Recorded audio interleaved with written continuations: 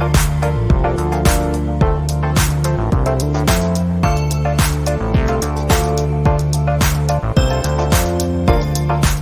sans plus tarder, j'ai le plaisir de vous présenter Mandy Wolf. Mandy est chef et cofondatrice de la chaîne Mandy's. Mandy's Salade Gourmande est une chaîne de restauration rapide haut de gamme qui se spécialise dans les salades gourmets, dans les smoothies, dans les desserts ainsi que les bols. Le restaurant a un design, pour ceux qui les connaissent et les ont déjà fréquentés, un design unique et très raffiné. Ils ont commencé, les deux sœurs Wolf, Rebecca et Mandy ont débuté modestement en 2004 avec un comptoir salade dans une boutique de vêtements sur l'île de Montréal. Mais maintenant, Mandy, c'est 8 restaurants dans la région de Montréal, un service de traiteur. Elles ont publié en 2020 un premier livre, Les recettes de Mandy's. Et également, leurs vinaigrettes sont maintenant vendues à travers le Canada via les grandes chaînes d'alimentation. Donc, Mandy, bienvenue. Merci d'être avec nous aujourd'hui. Notre deuxième conférencier, François-Xavier Robert. François-Xavier est chef des opérations et cofondateur de Quartz & Co. Quartz fut fondé en 1997 et acquis en 2015 par les trois frères Robert, lesquels sont tous trois ingénieurs. Quartz & Co s'est taillé une place de choix dans le manteau d'hiver de haute qualité. Fabriqués au Canada, sont conçus pour un style de vie nordique et leurs manteaux sont vendus dans plus de 20 pays dans le monde. Le focus des trois frères Robert est de bâtir une marque forte, au design intemporel, alliant la performance, le savoir-faire canadien, mais également des pratiques responsables et durables. Donc, François-Xavier, merci d'être avec nous. Merci. Notre troisième panéliste, Albert Dangvou. Albert est associé et coprésident de Mirego. Mirego aide ses clients à innover et à prospérer à l'ère numérique. À titre de partenaire stratégique, Mirego fait la conception et le développement de produits numériques pour de grandes entreprises, dont par exemple la SEQ, Bell, Sobeys, les Canadiens de Montréal, BRP, pour ne nommer que ceux-ci.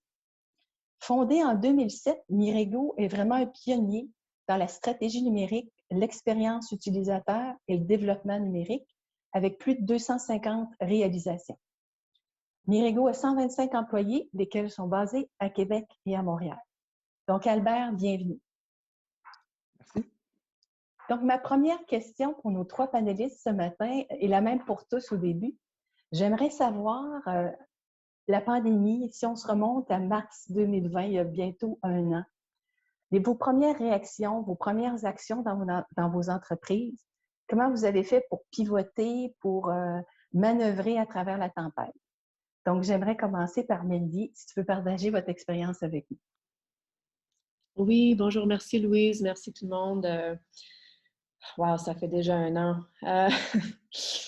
Mars 2020, je pense comme tout le monde, on était plein de peur, plein de panique. Il y avait beaucoup de désinformations sur la propagation du virus qui était très incohérente. Il y avait beaucoup de confusion, qu'est-ce qui se passe? Est-ce que c'est dangereux de toucher quelque chose que quelqu'un d'autre a touché? Et pour nous, on avait très hâte pour un printemps. Pour nous, les salles à manger, les terrasses, c'est le saison le plus fun pour un restaurant à Montréal. Puis tout à coup, c'était comme un ghost town à Montréal. Il n'y avait personne sur les rues. Tout le monde écoutait les annonces de François Legault, de la mairesse, de Justin Trudeau, de qu'est-ce qui peut être ouvert, qu'est-ce qui doit fermer. Et les restaurants étaient fermés pour manger. La seule chose qu'on pouvait faire, c'est de rester ouvert pour emporter, pour livraison seulement. On était considérés comme un service essentiel. Et je pense que c'était nécessaire parce qu'en ce temps-là, les supermarchés étaient débordés de clients. Je ne sais pas si vous vous rappelez, il y avait des files d'attente. C'était comme un cauchemar d'aller faire des courses. Il fallait attendre, puis même si vous avez trop peur de sortir, de recevoir une livraison à la maison, ça prenait peut-être 10 jours à recevoir de la nourriture essentielle. Donc, pour nous, on a changé le modèle un petit peu pour non juste continuer à préparer les repas, comme tout le monde aimait, les salades, les soupes. Mais on a trouvé qu'il y avait comme un manque de nourriture dans les supermarchés, dans les épiceries. Puis on a commencé à préparer des boîtes de repas pour livrer. Donc, on a fait comme des kits, des meal kits, parce que moi, j'étais à la maison aussi, j'ai 4 enfants à la maison. L'école était fermée, j'étais à court d'idées à quoi cuisiner 3 fois par jour. J'ai manqué beaucoup d'inspiration. Donc, on a commencé à faire des boîtes comme une boîte de tacos pour faire à la maison ou une boîte de surprise de munchies avec une bouteille de vin, des bonbons, du popcorn, des choses comme un petit treat pour les gens qui souffraient beaucoup. Et on a commencé une livraison nous-mêmes. C'était moi, ma sœur, nos maris. Puis on faisait le tour de Montréal. On livrait les boîtes de repas des épiceries. Et on a continué dans les restaurants. On avait dû tristement licencier quelques employés à cause du manque de travail. On avait dû fermer 2 restaurants de les 8 restaurants au centre-ville parce qu'il y avait juste personne qui travaillait dans les bureaux à centre-ville. C'était un peu triste. Pendant 6 semaines, on avait fermé 2 restaurants. Toute l'équipe de gestion de Mandy's, au lieu de travailler dans le bureau, se sont déplacés au restaurant et étaient en train de laver les assiettes, de préparer la bouffe. C'était vraiment un bonding experience. Si votre équipe est capable de faire ça ensemble, et, je pense qu'on est capable de surmonter n'importe quel défi. Même pour moi et ma sœur, on était dans les restaurants encore en faisant la bouffe et on parlait beaucoup avec les Uber drivers puis les livreurs. C'était vraiment une expérience qu'on n'aurait jamais pensé va arriver. Mais il faut dire, et c'est très important de dire que nous étions très, très, très chanceuses parce qu'avant la pandémie, notre modèle de business, c'était 60% take-out, livraison. Donc, on avait tout l'emballage qui était prêt. On était vraiment bien équipés pour continuer le modèle qui, comme l'année passée, toute l'année passée, c'est les repas à emporter.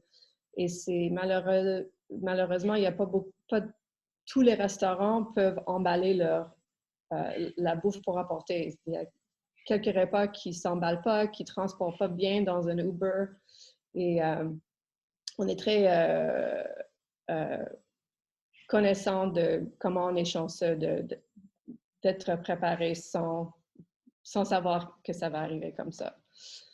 On a aussi suivi, je ne sais pas si vous connaissez José Andrés, il travaille pour un organisme de bienfaisance qui s'appelle le World Kitchen Community. Et il se déplace où il y a des crises, où il y a une catastrophe naturelle, et il se déplace et il fait des cuisines pour faire nourrir les gens qui sont en crise. Et au début de la pandémie, on ne savait pas si est-ce qu'on pouvait accepter les gens au restaurant, donc on a fait comme des espaces très sécuritaires. On a fait with masking tape sur le plancher où rester une zone sans contact pour que les gens sont très sécuritaires, on peut toucher les mains des autres, on lavait tout. C'était vraiment une production très sécuritaire et très sanitaire. Et c'est comme ça que nous avons commencé l'année 2020 en livraison et take-out, puis ça continue. Merci, Mandy's. Donc, on va poursuivre avec François-Xavier. Si François, tu peux nous expliquer chez Quartz comment ça s'est déroulé. Ben, chez nous, en fait, on a déménagé nos bureaux de Saint-Hyacinthe à Montréal le 1er mars 2020. Donc, on avait acheté des usines de production à Montréal, donc on en a profité pour ramener les bureaux dans le Myland, où on a ouvert un magasin depuis. Donc, c'est un magasin, l'autre bord de la rue, il y a les bureaux. Et la partie usine qu'on avait à Saint-Hyacinthe, on l'a ramenée près de notre usine dans l'est de Montréal. Donc, on a fait le kick-off des nouveaux bureaux, je crois, autour du 7 mars avec les employés. Bonjour, bienvenue dans les bureaux. Le 12 mars, on a renvoyé tout le monde à la maison. Et ils sont toujours depuis. Donc, chez nous, on a nos propres usines. On a des usines à Montréal et Victoriaville. On a à peu près 120 employés. Et la population dans les usines est assez à risque, disons. Donc, le 13 mars au matin, j'ai mis à pied 88 employés. Donc, c'est assez dur parce que quand on a acheté Quartz avec mes frères, on était 8, 9 employés. Là, on était rendu 120. On a gardé les gens dans les bureaux, puis progressivement, on les a mis à pied aussi. Donc, c'était un peu de sentir tout ce qu'on avait construit s'effondrer du jour au lendemain. Puis il y avait énormément d'incertitudes. Nous, ça marche beaucoup sur commande. Le gros de la compagnie de manteaux Quartzco, c'est du wholesale. Donc, on reçoit les commandes l'hiver en ce moment, puis on les produit, puis ensuite on les livre au mois de septembre. Puis là, on se demandait beaucoup, est-ce que nos clients allaient annuler leurs commandes? Voyant certainement toutes les faillites qu'il y avait en plus dans les semaines et les mois qui ont suivi, ça apportait beaucoup d'incertitudes à savoir est-ce que nos clients allaient pouvoir recevoir les commandes. Donc, en fait, il y avait plusieurs incertitudes. Il y avait qu'est-ce qu'on allait être capable de produire avec nos usines étant fermées, avec les transports étant complètement bloqués. Qu'est-ce qu'on voulait produire, sachant qu'il y avait un gros risque que nos clients ne soient même plus là au mois de septembre. Et finalement, qu'est-ce que nos clients allaient accepter et pouvoir payer éventuellement. On était loin de se faire payer. Là. Le 20 mars, là, quand on prenait ces décisions-là, on était très loin de se faire payer un an après pour de la marchandise et déjà payé de notre côté en termes de salaire et dessus. Donc, on a quand même réussi à maintenir une opération grâce à la portion e-com qui nous rendait essentiel. Et là, rapidement, on a commencé à avoir des appels des hôpitaux, des appels des ministères. Puis on s'est rendu compte qu'il y avait un énorme besoin côté masque, côté jaquette médicale, côté balaclava, qui sont des genres de cagoules pour les chirurgiens. Et on s'est vite certifié en tant que compagnie médicale. On a développé avec notre équipe de design à l'interne, on a développé toute une ligne de produits médicaux, des produits médicaux. Donc, on a été presque les premiers à se retourner, puis on a vu qu'il y avait un besoin criant. Puis on a commencé à approvisionner les hôpitaux directement. Donc, on approvisionnait le CHUM au début, puis il manquait de jaquettes. Là. Il manquait de jaquettes pour protéger les gens dans l'hôpital, les infirmiers, les médecins, même les patients ne pouvaient plus sortir de leur chambre, mais tous les intervenants. Puis c'était les mesures de guerre. Donc, rapidement, le 20 avril, on a commencé à ramener nos employés, du moins ceux qui le voulaient, parce que tout le monde avait beaucoup de crainte à savoir, on pensait tous qu'on allait mourir, honnêtement. Là, donc, les gens avaient beaucoup de crainte à savoir est-ce que c'était sécuritaire d'entrer. Donc, notre équipe de ressources humaines a mis en place tous les processus super rigides de distanciation à même l'usine. Et on a commencé à produire des jaquettes médicales. Donc, on produisait pour le CHUM. Moi, le directeur de l'approvisionnement du CHUM m'appelait aux 3 heures. Il me disait t'en as combien là? Il va m'en manquer à 5 heures. On envoyait, moi ou mon frère en auto, porter la production de l'après-midi à 5 heures. Le lendemain matin, à midi, on apportait les jaquettes là, une à une quasiment.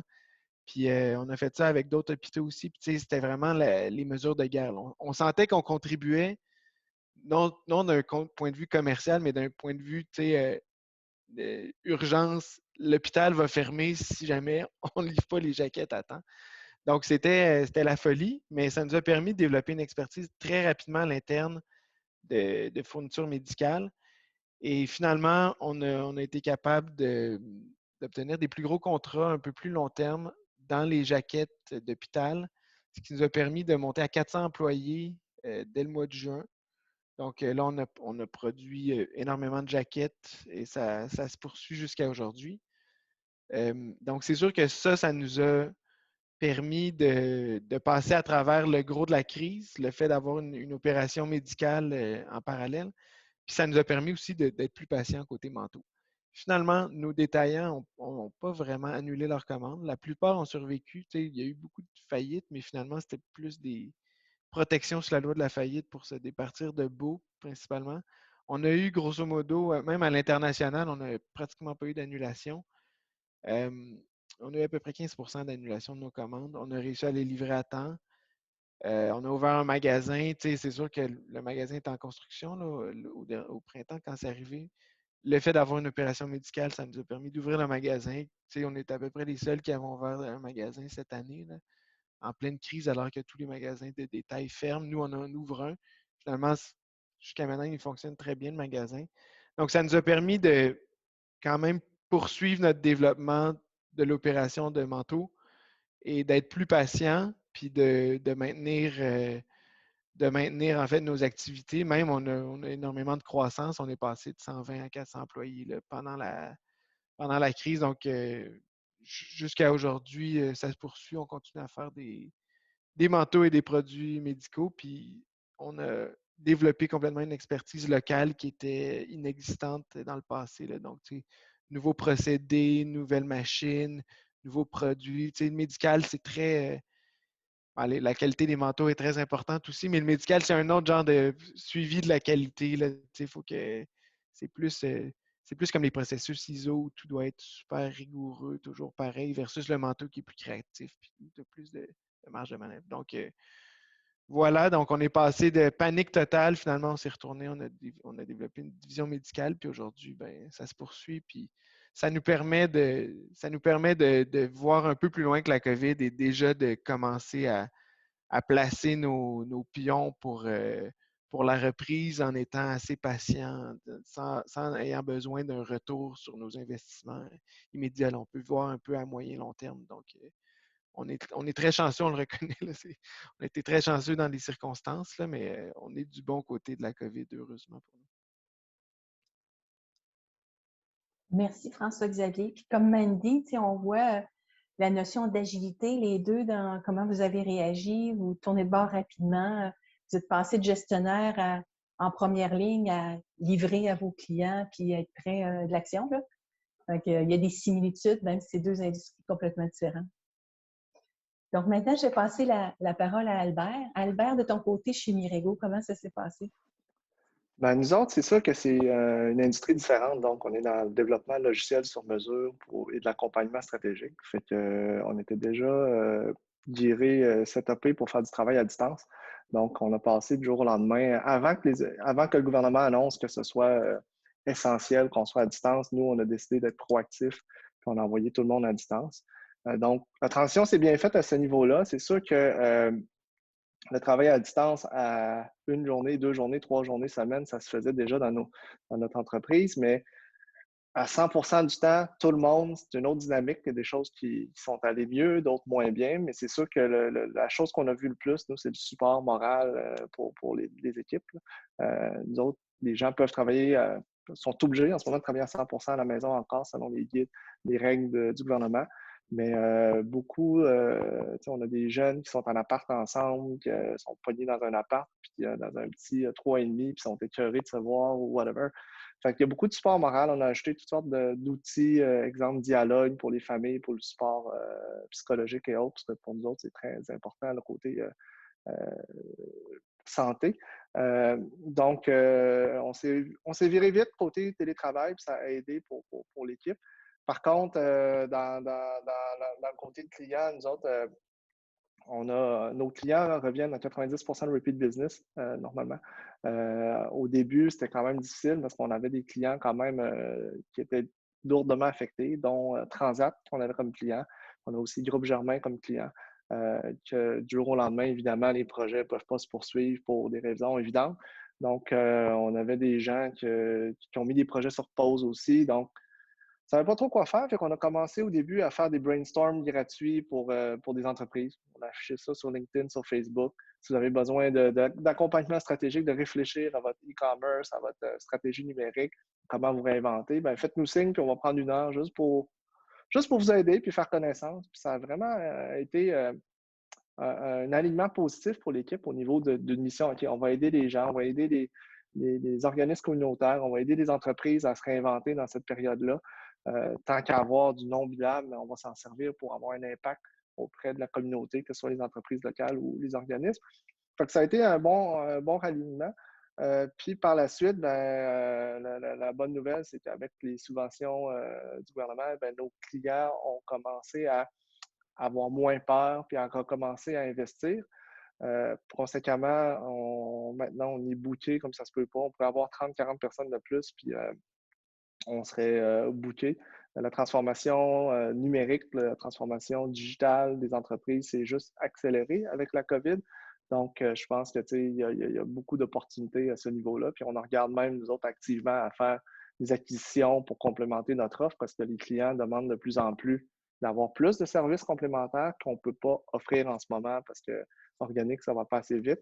Il y a une opportunité qu'on n'exploite pas encore assez, mais qu'on devrait exploiter plus, c'est que le développement des affaires peut se faire remote comme ça, solliciter d'avoir un meeting, on n'a plus besoin de prendre l'avion et autres. Donc, on a sauvé quand même beaucoup de frais par rapport à ça, mais on l'investit ailleurs dans l'équipe.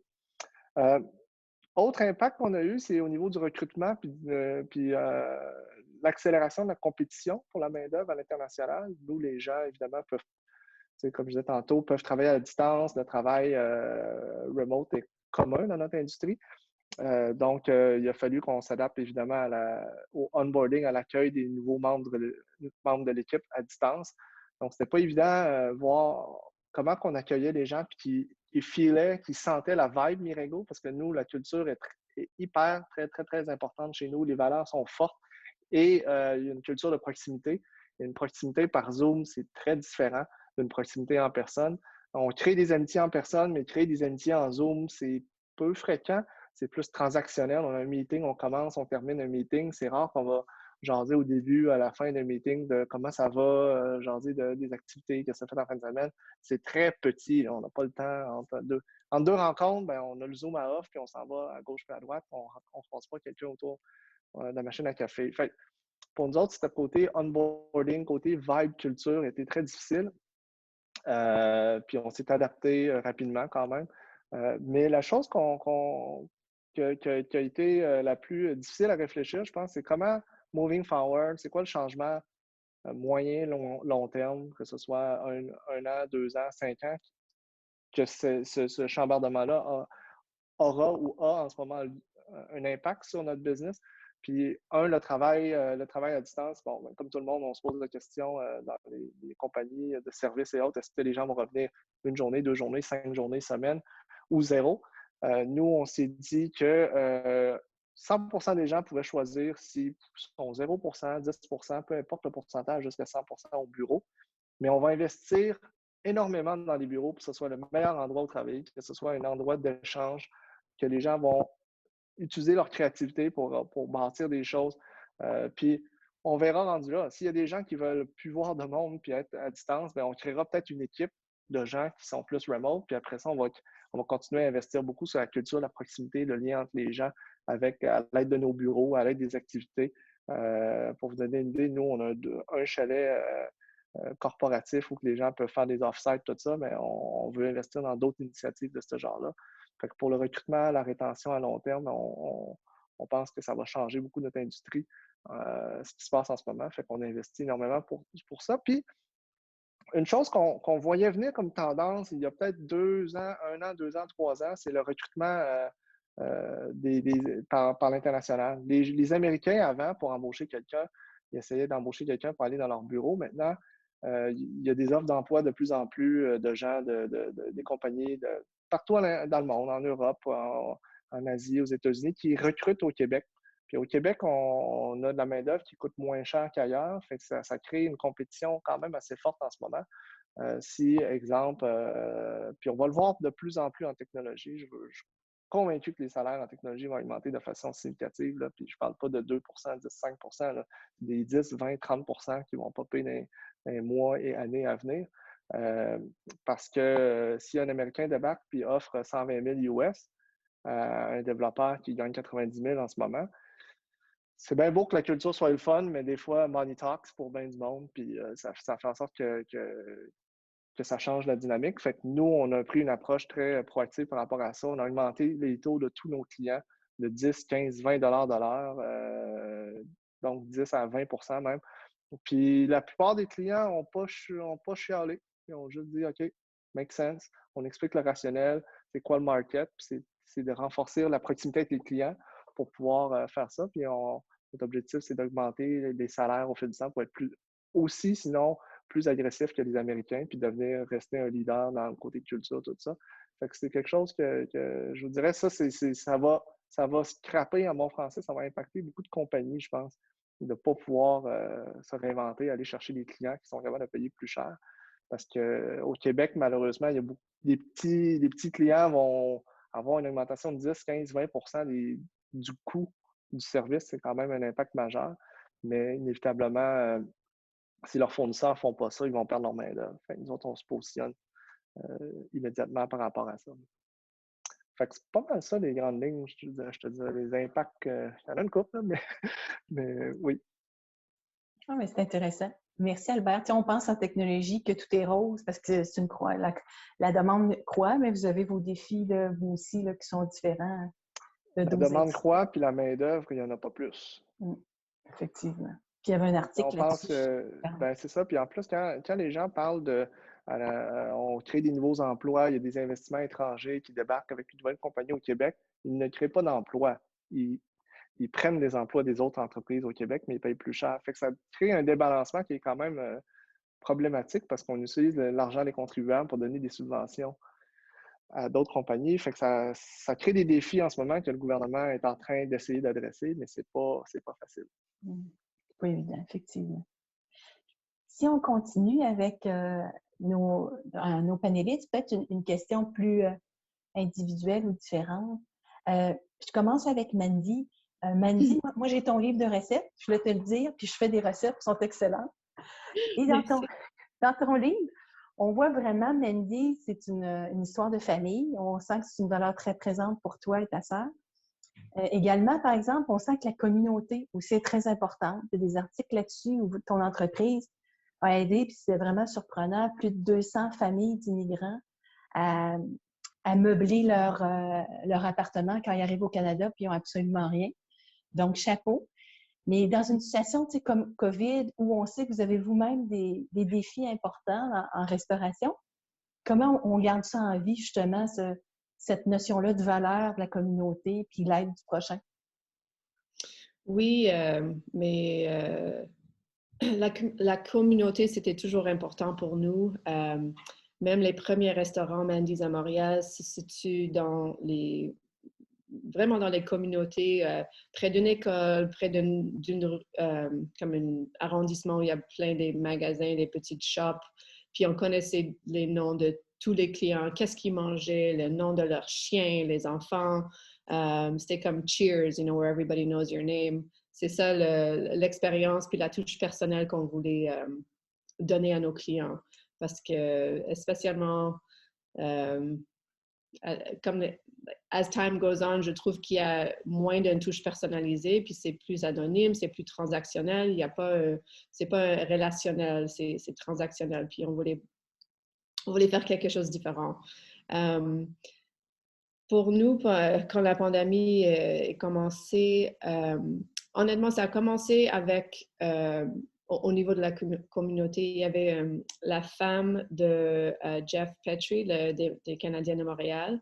Elle nous a appelés, elle était aux États-Unis, puis elle a dit, écoute, on veut vraiment aider les travailleurs dans les hôpitaux et on veut aussi aider deux de nos restaurants préférés à Montréal, c'est Mandy's et Notre Bœuf de Grâce. Et qu'est-ce qu'on va faire? On va ouvrir une table, je ne sais pas comment dire en français, comme un montant de 2500 $ par restaurant. Et pour tous les travailleurs dans les hôpitaux qui sont dans vos régions, il faut juste se présenter avec leur carte d'hôpital, puis on va payer pour leur bouffe. Puis là, c'était incroyable. Il y avait, je pense, en moins de 12 heures, les infirmières, les chirurgiens, les médecins qui passaient pour prendre un repas chez nous. C'était incroyable comme geste. Et ça a commencé à les autres gens aussi de comme parrainer, de payer pour les repas pour les travailleurs dans les hôpitaux. Donc, ça a commencé avec healthcare workers. Nous-mêmes aussi, c'était comme un pour un. On a amené des boîtes, des salades, des biscuits, des petits chocolats, puis on les a laissés les CHSLD à Montréal, les plus comme scary. On ne rentrait pas, mais on a laissé ça à la porte. On était à les hôpitaux 3 fois par semaine. La gratitude de voir les infirmières, les infirmiers, c'était incroyable, c'était vraiment touchant. Et comme vous avez parlé de notre organisme, notre charité qui s'appelle Collectif Bienvenue, ça a commencé en 2017. Le but, c'est d'aider les immigrants, les demandeurs d'asile qui viennent au Canada, qui sont comme in the in-between, ils ne sont pas acceptés comme réfugiés encore. Et c'est très, it's very scary for them parce qu'ils ne connaissent pas la ville, c'est l'hiver. Beaucoup, tristement, sont des femmes enceintes, des femmes seules, des femmes monoparentales avec 3-4 enfants. Puis, en mars-avril en 2020, ils ne pouvaient pas aller aux food banks pour prendre les repas. Donc, ils restaient tout ça dans leur appartement, rien à manger. Puis, au lieu de faire les dons de meubles, parce que ça, c'est qu'est-ce que le collectif Bienvenue fait, la majorité, c'est les dons de meubles, des matelas, des sofas, des vêtements d'hiver. Donc, on a changé le but de l'organisme pour faire les dons de nourriture. Donc, on s'arrivait à les appartements des demandeurs d'asile avec des boîtes, des fois des boîtes halal, des boîtes végétariennes, parce qu'il y avait des monde qui venait de partout avec les spécifications diétaires puis alimentaires. C'était un plaisir juste de sentir comme we felt so powerless, tout le monde, pas juste nous, to not have any power, puis de donner quelque chose, d'aider quelqu'un, même si c'est un healthcare worker, un refugee claimant, ça donne un petit peu d'espoir, ça donne un peu de faith in humanity, c'était vraiment quelque chose qui est très important de nos valeurs, de notre entreprise, de notre culture d'entreprise. Albert, vous avez parlé d'une forte culture, puis beaucoup des valeurs se roule autour de communauté, la famille, bien-être, charité, la générosité. C'est pas juste des mots qui vivent sur un mur quelque part. On les vit à tous les jours. Et une crise est vraiment une belle chance de montrer comme les valeurs peuvent se manifester, peuvent devenir la réalité. Donc, c'était un plaisir de faire ça. Ah, c'est bien. Merci d'avoir partagé ça avec nous. Ma prochaine question va pour François-Xavier. François, tu as parlé tout à l'heure un peu, tu l'as mentionné, l'industrie du détail. On a vu beaucoup, soit de difficultés ou de ventes d'entreprises et tout ça. Vous êtes en ligne. J'ai vu votre site, tout ça, j'y suis allée. Vous avez une boutique également que tu as mentionné que vous avez ouvert sur la rue de Gaspé.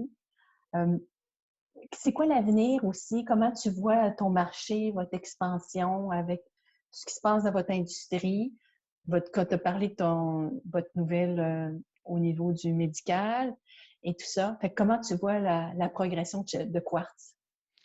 Bien, c'est sûr que l'industrie du détail a été fortement affectée, surtout les gens qui avaient une grosse opération printemps-été.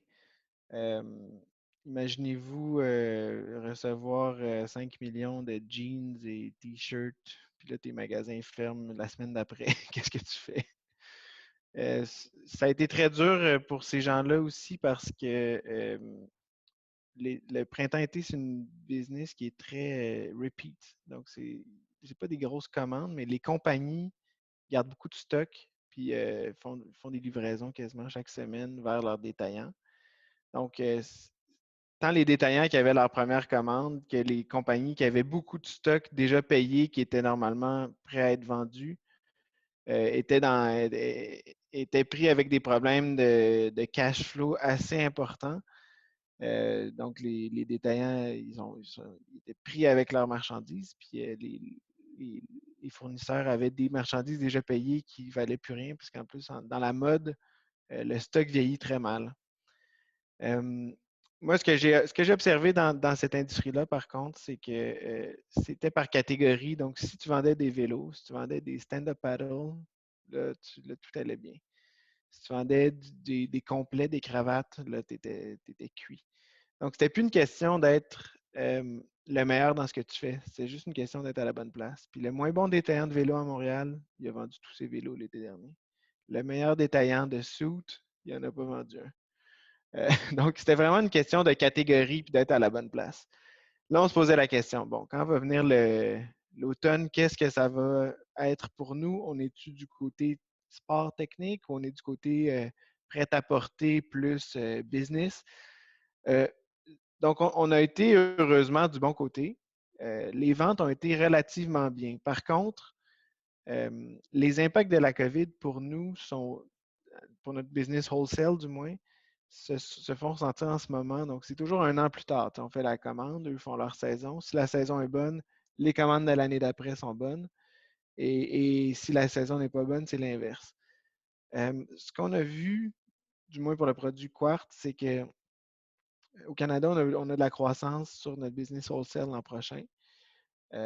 Parce qu'il fait froid, parce que les gens sont dehors, puis ont besoin d'un bon manteau. Puis le budget, malheureusement pour toi, Mandy, mais le budget resto, le budget voyage, divertissement, n'est plus aussi important que le budget activité en plein air, en fait, qui est à peu près la seule chose qu'on peut faire, là, finalement.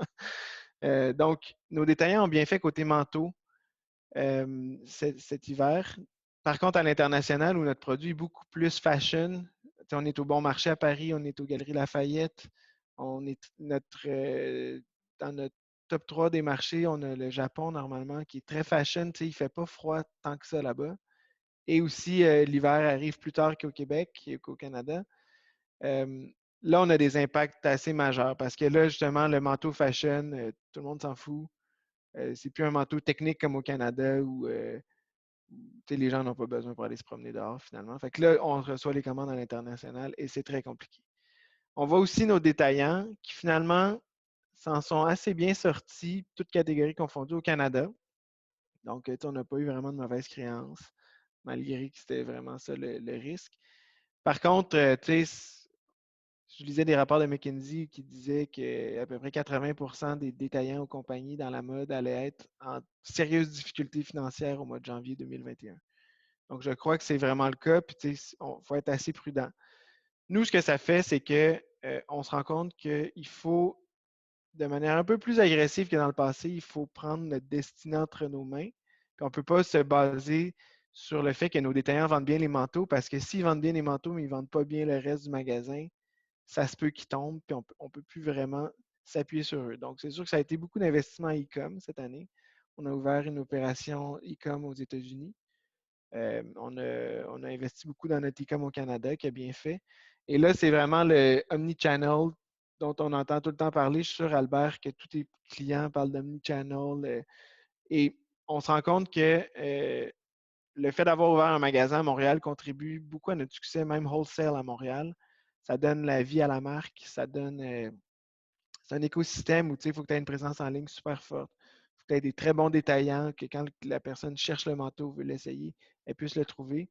Et si tu peux donner une expérience à travers tes propres magasins où tu contrôles vraiment ton branding à 100%, comme on fait dans notre flagship du Myland, là, c'est encore plus bénéfique pour la marque parce que tu es capable d'avoir toutes les cartes dans ton jeu. Donc, l'expérience, l'histoire de marque, la distribution à grande échelle avec le wholesale et la proximité avec le e-com où tu es capable d'aller jusque dans le salon des gens, finalement, vendre ton produit. Donc, c'est sûr que nous, notre expansion, la clé, c'est omnichannel. On va ouvrir d'autres magasins assez rapidement. Heureusement, le fait d'avoir du médical nous permet d'avoir le cash flow du moins pour le faire. Puis on va attaquer le marché wholesale en l'appuyant avec une opération flagship store retail. Donc, on va semer le magasin, mettons, dans Toronto l'an prochain, on va en mettre un certainement. Et là, tous les détaillants autour, alors qu'avant la COVID, ils le voyaient moins, disons. Maintenant, je pense qu'ils peuvent plus l'apprécier, le fait que l'entreprise investisse dans leur marché. Puis le fait d'avoir un magasin flagship, là, tous les détaillants wholesale autour vont en bénéficier. Le e-com va suivre aussi parce que les gens peuvent essayer le manteau, retrouver la taille ou la couleur qu'ils recherchent en ligne. Donc, c'est sûr que pour nous, ça fait en sorte qu'on va s'éloigner un petit peu du modèle fortement wholesale, on va investir même en retail physique, mais plus du côté expérientiel. Puis on va appuyer aussi le fait aussi que le e-com devient super démocratisé parce que les détaillants, en fait, ne pouvaient que vendre en ligne pendant longtemps, fait en sorte que ça prend le magasin physique retail pour appuyer le e-com. On ne peut plus juste dire, ben, le e-com, ça marche parce qu'on est les seuls qui feront le produit en ligne. Maintenant, tous nos détaillants sont en ligne, sont assez forts en ligne. Les stratégies typiques de marketing online sont complètement révisées. Maintenant, il faut vendre une expérience, il faut vendre une histoire, il faut vendre l'expérience magasin. C'est plus une question de donner un rabais puis d'avoir le produit. Il faut être un peu plus malin que ça, parce que tout le monde a beaucoup, beaucoup appris cette année. Comme Albert disait, tout le monde s'est digitalisé plus vite que ce qui était prévu. D'après moi, on est sauté 3, 4, 5 ans en avant facilement. Et ben pour nous, ça veut dire qu'il faut avoir une approche holistique, donc magasin de détail, e-com et wholesale. Et je crois que c'est comme ça qu'on va pouvoir autant développer autant localement qu'à l'international. Fait que pour nous, ça veut dire quelques magasins de détail rapidement cette année. Et on va faire un plan là, sur lequel on est en train de travailler, mais on va ouvrir certainement des magasins New York, Paris, Tokyo, dans un horizon assez tangible. Puis c'est comme ça qu'on va pouvoir maintenir la croissance de l'entreprise. Super intéressant. Ça paraît aussi que tu viens du milieu technologie, toi également, là, ton Ouais, ancienne vie, peut-être technologie, mais aussi il y a des similitudes avec Mandy, tu sais, côté marque, côté omnichannel, comme tu sais, Mandy avec vos produits qui sont maintenant les produits dérivés que vous avez en magasin, tout ça. Et c'est super intéressant. Merci d'avoir partagé.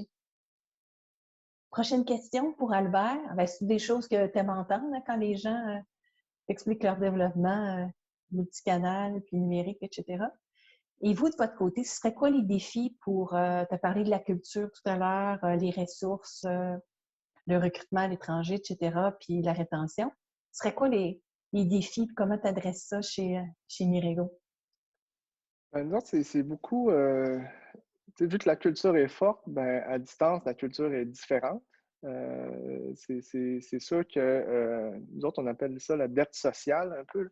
Les gens se voient moins, donc le lien est moins là, puis tout le monde devient comme, nous, on n'utilise pas le terme employé ou ressources ou autre, c'est un membre d'équipe, mais quand les gens sont à distance, on sent plus que les gens se sentent comme une ressource dans plusieurs compagnies, puis nous, on ne veut pas que ce soit ça.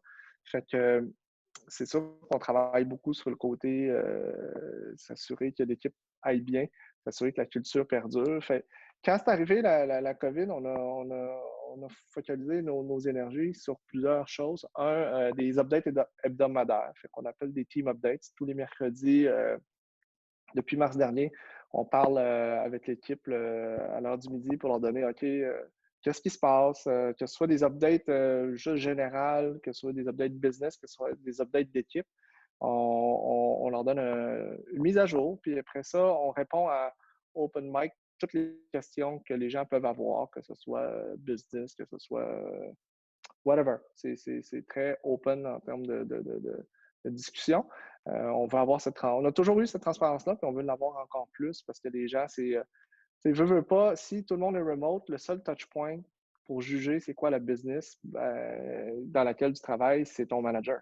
Fait qu'au lieu d'avoir juste le manager, ben, nous, on veut ouvrir plusieurs canaux justement de touch point que les gens ont avec des gens de l'entreprise pour jaser de n'importe quoi. Par exemple, après les fêtes, ce qu'on a fait, c'est que moi, cette fois-là, c'était moi, mais d'autres fois, c'est d'autres gens. Mais après les fêtes, ben, j'ai contacté des 130 personnes pour leur demander comment ça va, puis avoir un update. On veut continuer à créer cette proximité-là qui est différente. Puis là, on commence à pouvoir prendre des marches avec des gens. Fait que on va prendre des marches avec des gens qui ont besoin de parler, qui ont besoin de voir des gens parce que c'est difficile. L'été passé, ce qu'on a fait aussi, c'est organiser des barbecues en petits groupes. On avait une limite, je ne me rappelle plus du nombre de personnes. Là. Fait qu'il y a des dizaines de personnes de Mirego qui ont organisé des petits barbecues chez soi pour voir les gens, justement, pour que les gens se sentent moins isolés, pour faire des activités, puis de bâtir cette proximité-là qui crée en bout de ligne la culture notre culture de proximité. On a créé par la suite aussi des Miré Clubs.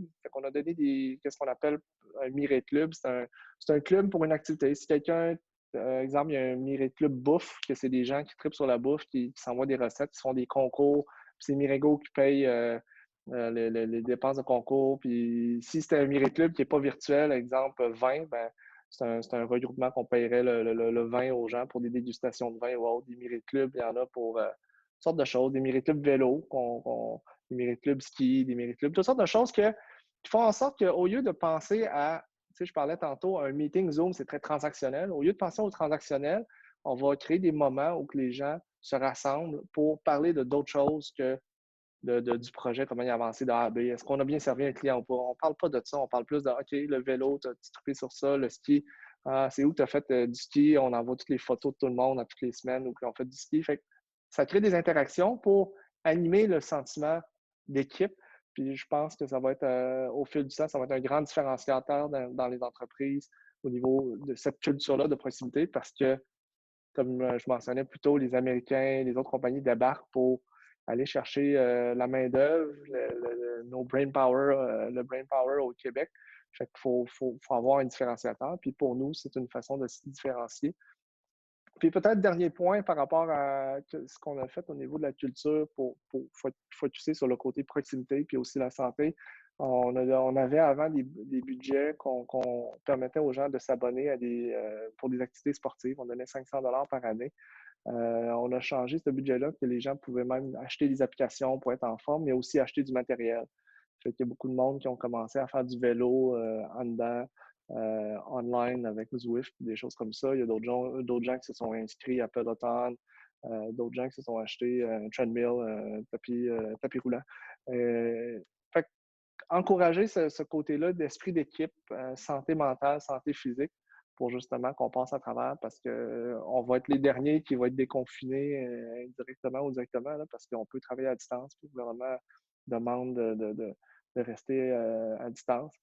Ça ne fait pas le bonheur de tout le monde, mais je pense que si on ne fait pas notre bout, ben, on ne s'en sortira pas aussi vite. Fait que, on dit aux gens, restez à remote, puis on va vous donner, exemple, on a donné des budgets aussi au début de la COVID pour qu'ils aménagent leur bureau à la maison. Fait qu'on s'assure du bien-être des gens, que les gens continuent à avoir la santé mentale, la santé physique et continuent à bâtir la proximité avec les autres membres de l'équipe.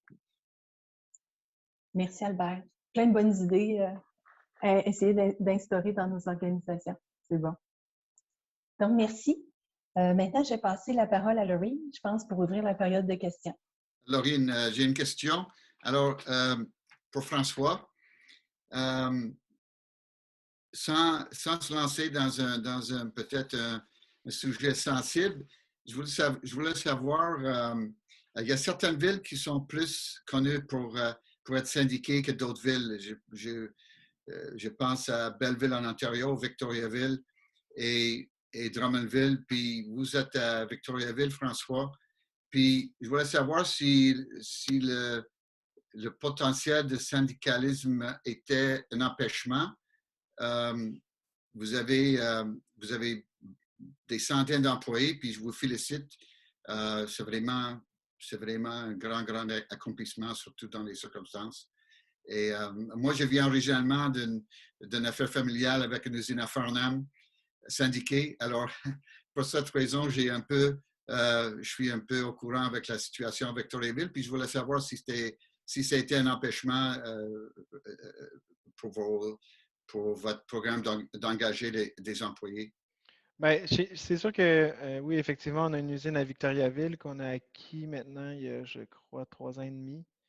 Peut-être, ouais, 3 ans et demi. Donc, c'est une usine de 25 employés, une usine de couture là, à Victoriaville. C'est sûr que dans l'industrie du vêtement, c'est pas très syndiqué comme milieu. Dans les seuls qui étaient syndiqués, il y en a une qui a fermé, Jack Victor, là, qui a fermé assez récemment, où c'était syndiqué. L'industrie du vêtement, c'est une industrie, je crois, dans le passé où il y a eu beaucoup d'abus. Et ça fait en sorte que les normes du travail autour de l'industrie sont plus strictes que dans toutes les autres industries. Donc, si vous allez sur le site de la CNSST, il y a des rubriques industrie du vêtement pour chacune des catégories. Là, on a plus de fériés, la semaine de travail est différente, l'accumulation des vacances est beaucoup plus rapide que après un an, tu as 3 semaines, après 2 ans, tu as 4 semaines de vacances. Des semaines de congés obligatoires, etc. Donc, ça fait en sorte que ça nous oblige à avoir quand même des conditions pour nos employés qui sont supérieures à ce que les normes du travail standard exigeraient. Je crois que chez nous, en plus, ben, on a des systèmes de bonus, on a des programmes pour les employés dans le REER collectif.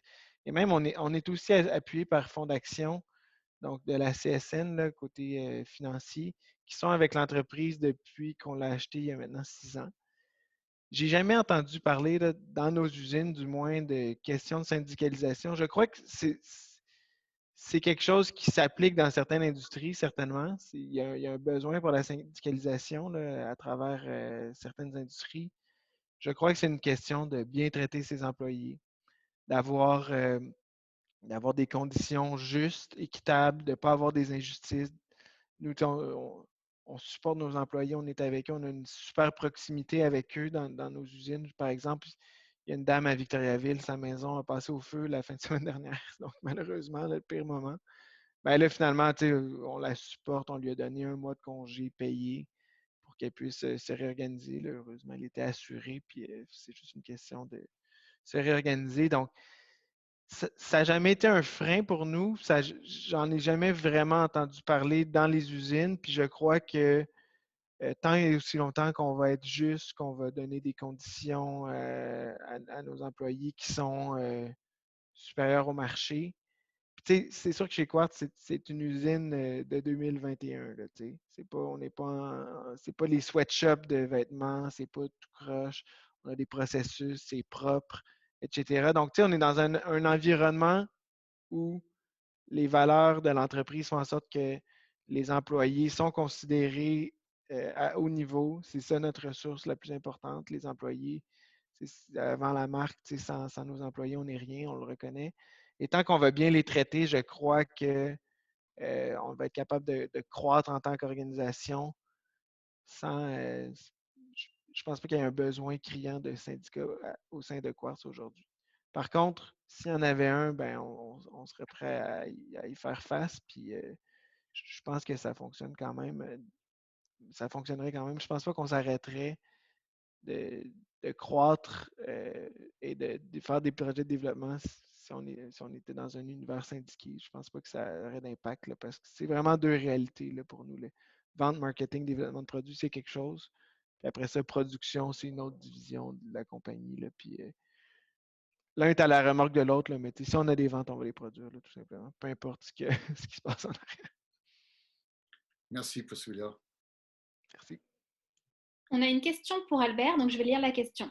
Le travail à distance a des impacts pour les employés qui peuvent plus facilement travailler pour des compagnies étrangères.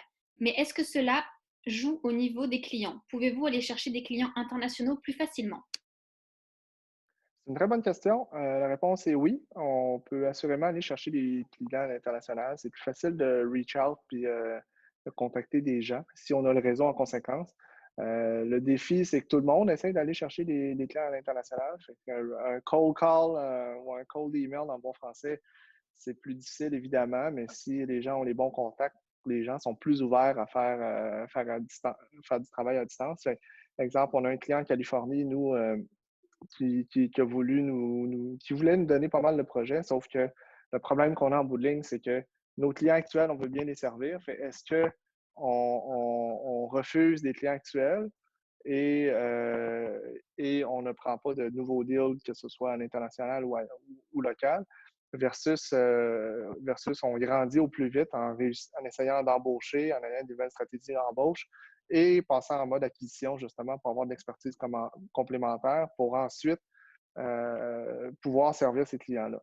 Fait qu'en bout de ligne, notre stratégie par rapport à ça, c'est inévitablement, comme je disais tantôt, on va augmenter nos taux. Puis si les clients au Québec sont capables de payer des taux plus élevés, c'est parfait. On veut investir puis aider les compagnies québécoises, mais de notre côté, les compagnies à l'extérieur sont prêtes à payer 20, 30, 50 % plus cher. Fait que c'est sûr il y a des clients à aller chercher ailleurs. Mais le challenge qu'on a, c'est toujours, OK, est-ce qu'on déçoit des clients actuels ou pas? Puis vu que dans notre philosophie, la proximité et le lien long terme est important, c'est un choix déchirant à faire à chaque fois. Là. Merci Albert.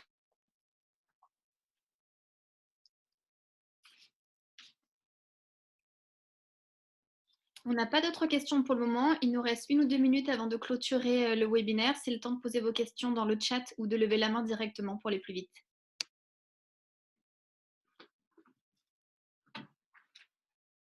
J'aimerais remercier Louise pour avoir organisé ça. Je vais libérer mon chien. Excusez. Alors, c'est 3 histoires, 3 historiques fort intéressants, inspirants, c'est sûr. Comme entrepreneur dans le passé, puis même maintenant, j'ai beaucoup de points de contact dans vos commentaires. Pour nous autres, dans l'M&A Club, on a commencé, c'était la table ronde, une présentation suivie sur un lunch ou un petit déjeuner. C'est une table ronde de professionnels ou intermédiaires en fusion, acquisition et financement. Et tout le monde avait l'opportunité de proposer les opportunités de leurs clients. Alors, c'était des live meetings, des meetings qui sont animés à travers le Canada, tout le monde avec tous les clubs avec le même format. Et là, tout à coup, au début mars, il fallait, oh my God, on ne peut pas faire ça, qu'est-ce qu'on va faire? Alors, on a commencé les meetings Zoom, comme vous savez. Puis ça a été un grand succès parce que, entre autres, on fait la connectivité à travers le Canada, tandis que c'était plutôt régional dans le passé. Dans les 10 ans passés, on a fondé le club en 2009. Alors, tout à coup, il y a une nouvelle connectivité. Donc, le BDC a reconnu ces démarches-là, puis on remercie le BDC encore. Alors, on a changé complètement si vous voulez, de modèle d'affaires. Nos grands événements étaient nous avons un forum toute la journée, des conférences, des keynote speakers, puis ateliers, puis réseautage. Ça, c'est Delete. Notre gala au Windsor, on ne pouvait pas faire. Gala pour les lauréats dans la fusion-acquisition. On donnait 9 catégories de prix. On a fait ça par vidéo cette année. En tout cas, ça a tout changé. Puis, mais les trois présentateurs ce matin nous inspirent, c'est sûr. Et félicitations à tout le monde, vraiment. Louise, je ne sais pas si vous avez d'autres mots à dire pour... Bram, on a une dernière question qui vient d'arriver pendant ce temps-là. Donc, c'est une question qui est adressée à Mandy. Est-ce qu'il y a des post-pandémie, il y a des projets de croissance comme des nouveaux restaurants ou quoi que ce soit? Oui, absolument. C'était en février 2020 que moi et ma sœur étaient à Toronto, puis on était comme si proches de signer une bail à Toronto. Puis en fait, on a pris une petite pause. Oui, définitivement, on a des rêves puis des plans pour la croissance hors du Québec. Oui, peut-être réimaginer le modèle des restaurants pour les prochaines années. Une cuisine plus grande et une salle à manger plus petite, c'est sûr que c'est comme ça qu'on va se dérouler un petit peu. Merci Mandy. Louise, est-ce que vous avez quelques mots à dire pour fermer la session? Parce qu'on Oui. était à l'heure. Puis, Oui, on est en plein à l'heure. Donc, merci. Moi, je voudrais remercier nos 3 panélistes. Je voudrais remercier pour votre ouverture, puis vous avez été très ouverts à partager avec nous vos expériences. On l'apprécie beaucoup. Parce que le Club M&A, c'est des professionnels qui font des transactions qui accompagnent les PME. Donc, on a beaucoup d'estime pour vous comme entrepreneurs. On vous trouve résilient. Puis des entrepreneurs comme vous qui ont des projets, qui ont de la croissance, qui font des belles choses, c'est ce qui nous nourrit. Puis c'est ce qui nous permet de vous accompagner et de faire des transactions avec vous. Donc, merci. Merci à vous pour votre participation et votre ouverture. C'est très apprécié. Merci tout le monde Merci. et à bientôt. Merci, bonne journée. Au revoir. Bonne Bonne journée. continuation. Bonne journée.